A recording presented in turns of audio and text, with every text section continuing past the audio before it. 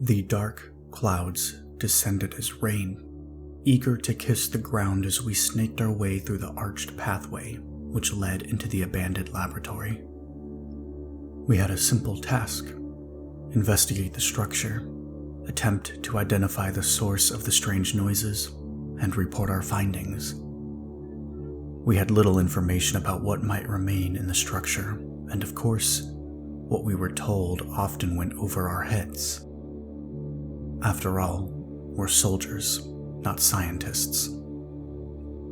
From what I understand, this lab used to be a US military facility, located here, so that it could operate outside the watchful eye of the government, I'm sure.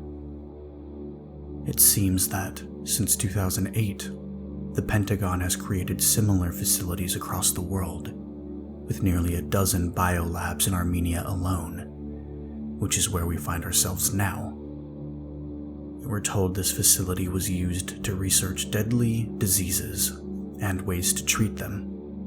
Beyond that, they disclosed nothing more to us other than locals had begun posting videos and sound bites of strange noises coming from the facility. The authorities assured people that nothing was amiss, but that they would send a team to ensure everything is properly locked down and that nothing nefarious was going on, like drug trafficking or an underground fighting ring. I wasn't sure what we would find, but my sense of uneasiness increased with every whisper of fear and scared child I saw peering at me from behind their father's legs as we marched through a small village of which the facility loomed above on a plateau. I gripped my gun tightly and focused my thoughts on the here and now as we continued down the path. "They say it could be aliens," Leroy said. "What?" I asked. "Aliens. When we stopped at that little shop, I spoke to a few locals. They say it's aliens." "That's ridiculous," Brick scoffed. "No reason to speculate. We'll know soon enough," Dr. Gardner said, always with his mind focused on the task at hand. We were 4 in number, 3 PMCs led by Dr. Gardner. Yeah, private military contractors, not US military. I guess they wanted people they could pay for silence, or easily dispose of without many questions. But that wasn't the case for the good doctor. He was a lead scientist at the Pentagon, and he had accompanied us to investigate the strange occurrence due to his extensive knowledge about the work carried out there. And to keep watchful eye over us, I'm sure. As for the rest of us, there was me, Rice, Leroy, a discharged Marine with a happy trigger finger and an uncanny ability to learn and master foreign languages, which is why we brought him along to Armenia, and Brick, a literal brick wall of a man, 6.5 feet of muscle and testosterone. As we rounded a bend, we found ourselves facing a vine-covered, dilapidated concrete building. It had obviously been abandoned for years, if not a decade. The trees cast eerie shadows against the exterior walls, and although the doors and windows were mostly missing, the interior of the building was obscured by rain and darkness. The place gave me the creeps. Now I understand why everyone in the city had refused to investigate this place for themselves. They even told stories to their children about a strange creature lurking in the shadows of the laboratory. A good deterrent to any child who fancied a bit of exploration. The thing is, according to Leroy, the adults too all seemed to believe strongly in this story.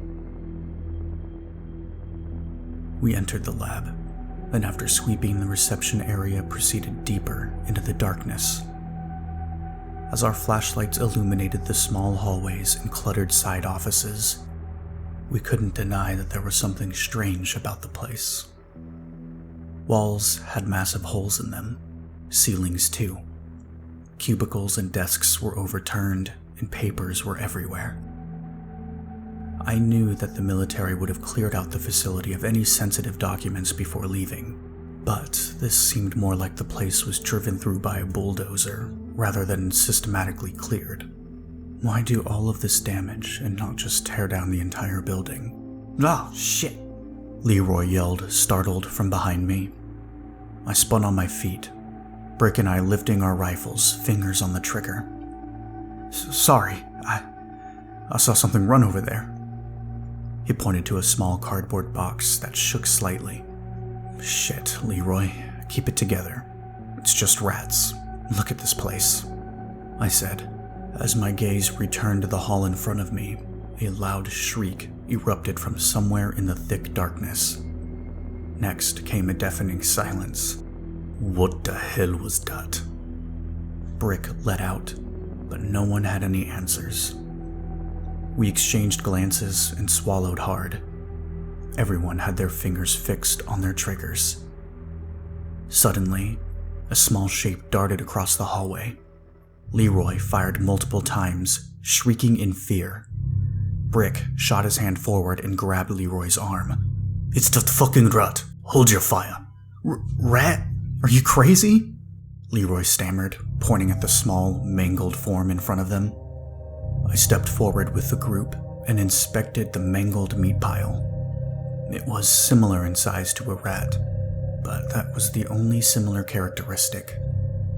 It had 4 eyes and a spider-like mouth.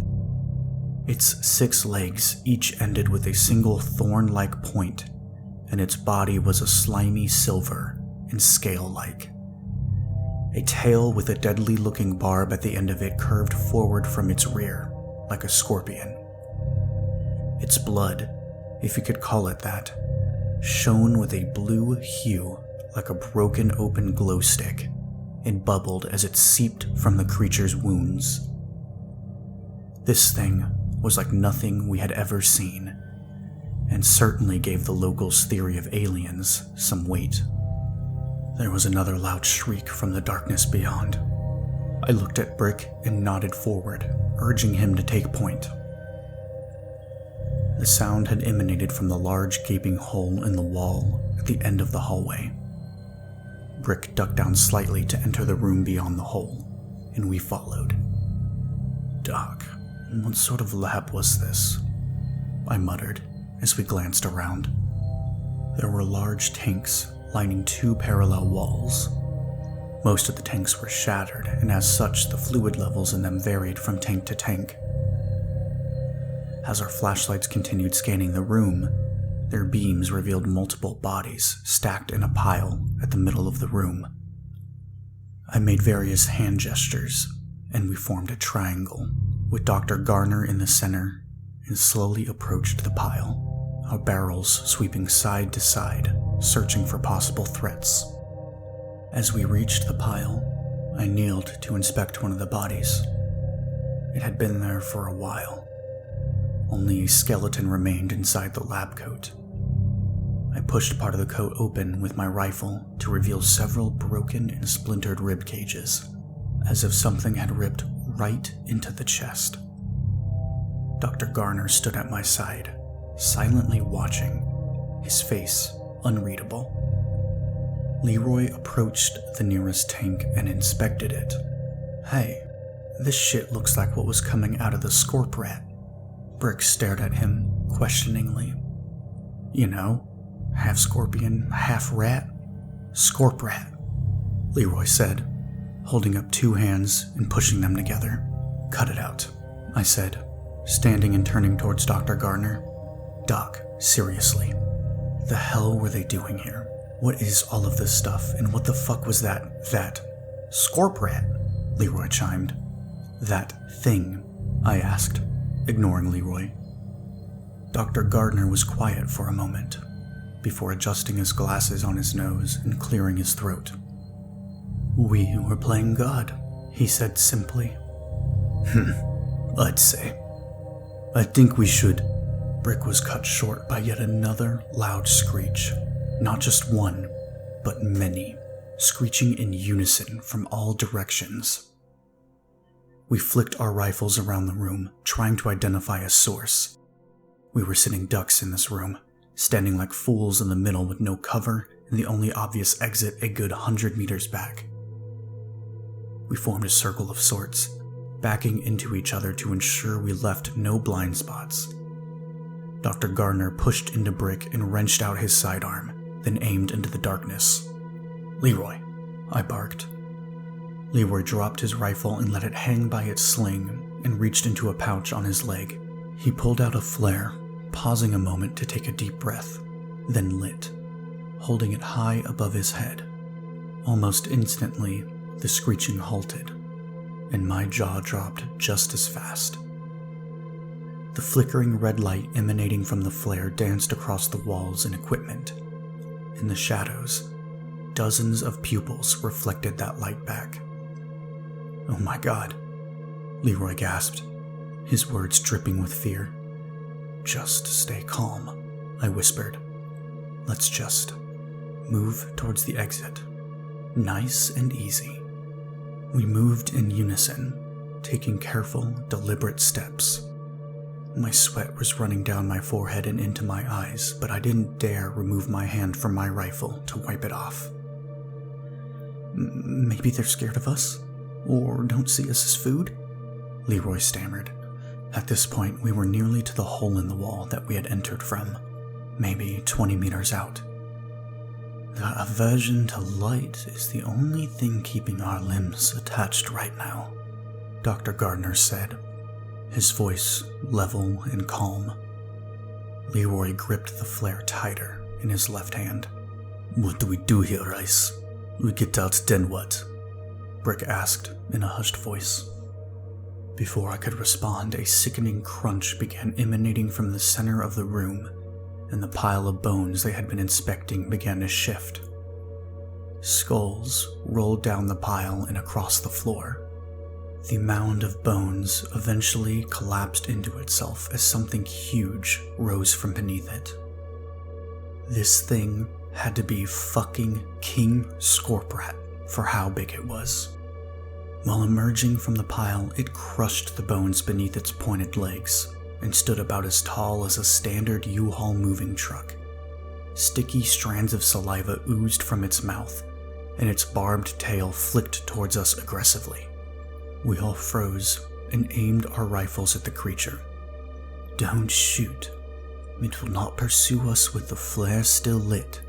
Just then, as if spoken into existence by Dr. Gardner, the flare fizzled, flickered, and died. We all held our breath.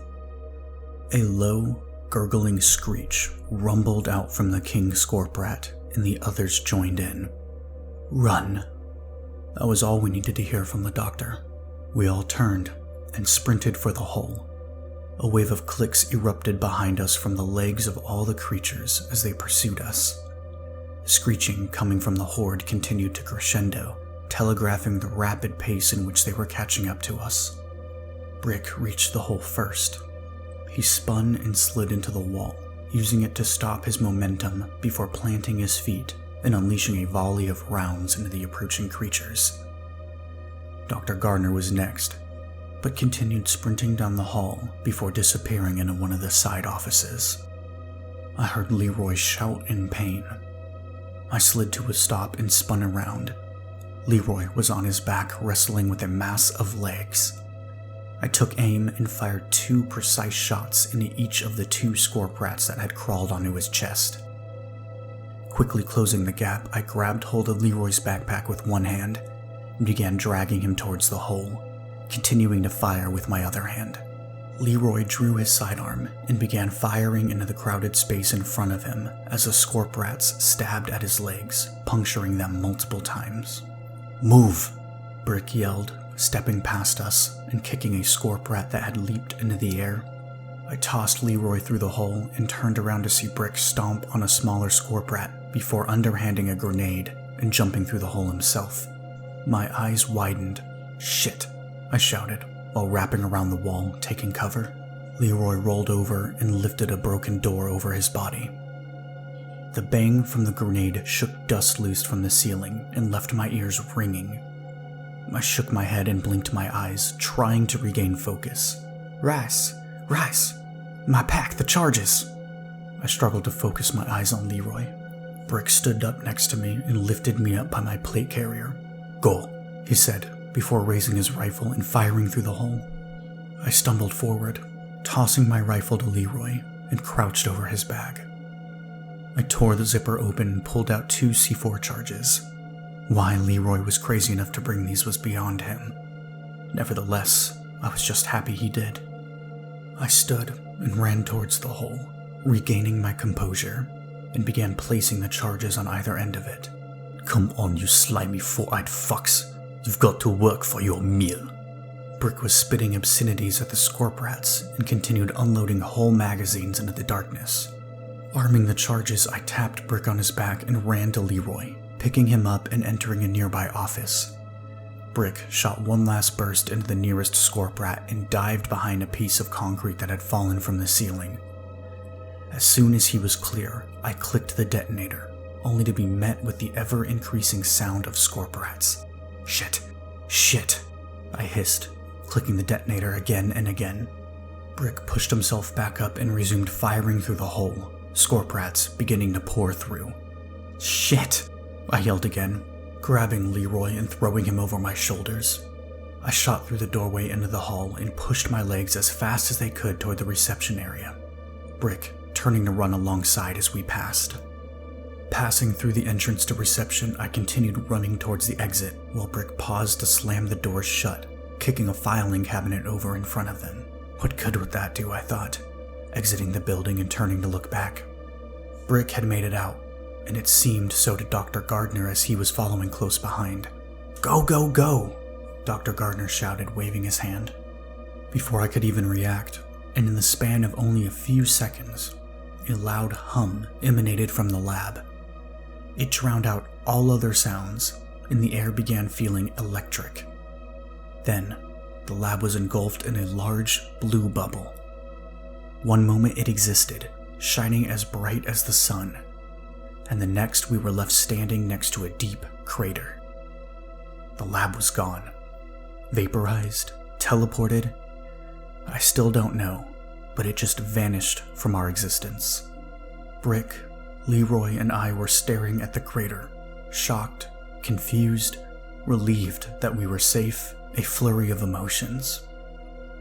Dr. Gardner stood up from behind an overturned truck and walked to our side.